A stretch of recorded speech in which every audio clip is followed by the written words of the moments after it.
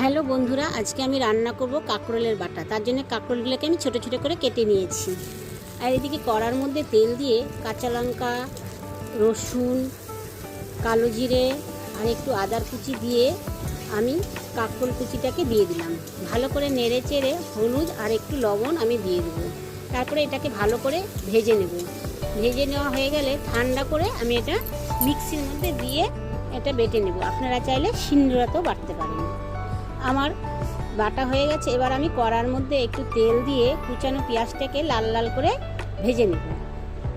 ভেজে নিয়ে আমি বাটাটা দিয়ে দেবো। বাটাটা ভালো করে ভেজে নেব যতক্ষণ না লেগে না যাচ্ছে। তারপরে এটাকে আমি নামিয়ে নেবো। দেখুন কত সুন্দর হয়েছে, খেতেও কিন্তু ততটাই সুন্দর। আপনারা বন্ধুরা আপনারা বানিয়ে খাবেন বাড়িতে আর আমাকে বলবেন কেমন হয়েছে। টাটা, বাই বাই, আবার দেখা হবে নেক্সট ভিডিওতে।